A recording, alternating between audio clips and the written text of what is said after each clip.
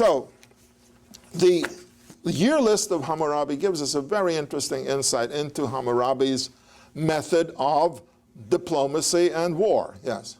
These things that he built, the walls, the Yeah. temples, are there any surviving structures? You know that, unfortunately, in Babylon itself, we don't have too many surviving structures because Babylon was the center, it was the crossroads of Western Asia for centuries, for thousands of years, and was crisscrossed by destroyers. Certain things were preserved. For instance, I remember when I was in Berlin and I went into the Pergamon Museum and went into this room, my breath stopped. There was the walls and the gate of the city of Babylon, as built by Nebuchadnezzar, incredibly large and gorgeous because the walls were built of brick and the brick was decorated and baked with beautiful scenes. It's a magnificent sight. But the other thing I looked at and I said, when the Jews were brought into Babylon after the destruction of the first temple, they went through this gate, the gate of Ishtar.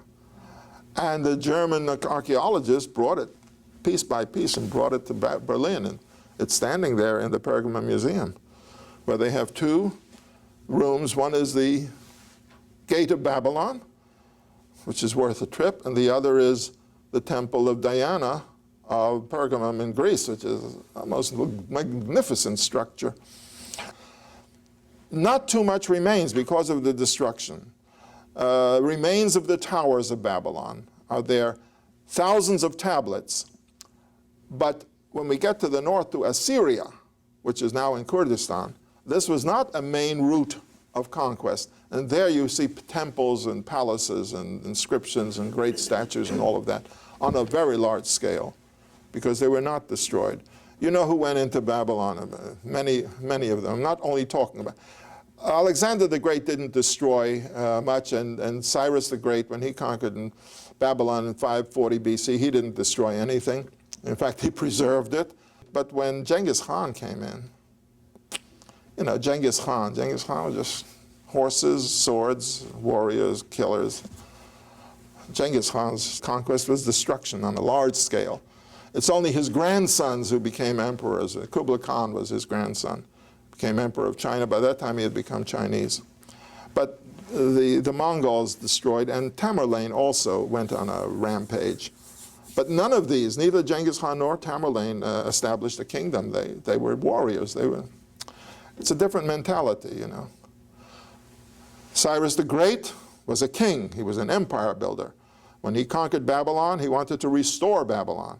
When he conquered Babylonian Empire, he wanted to restore the temple in Jerusalem. I mean, this is an entirely different mentality. Alexander the Great didn't want to destroy. He wanted to build cities all over the empire in order to spread Greek culture, but he didn't want to destroy anything. But of course, war is war. War is still hell. Anyway, so we have then the career of Hammurabi, and we have an idea of what he accomplished and achieved. Now, after Hammurabi had established his empire, and we should date, well, we know he became emperor in 1728, but by 1700 BC, 30 years later, he had made Babylon the great center of Babylonian civilization, and it remained, you could say, the mother of Western civilization for another 1,000 years at least, and its influence continued thereafter. It was invaded, and it was conquered, and then it was rebuilt by Nebuchadnezzar in 600 BC. And Nebuchadnezzar restored it and rebuilt it in a beautiful style, and of course created this great Gate of Ishtar, which is one of his constructions. And Nebuchadnezzar, by the way, in his inscriptions speaks only of his great architectural projects. He doesn't mention the fact that he conquered Jerusalem. At least we don't have that particular account. There must have been an account of his conquest of Jerusalem, but we don't have it. We do have accounts of his great structural achievements, his architectural achievements, his pride in the art and architecture of Babylon.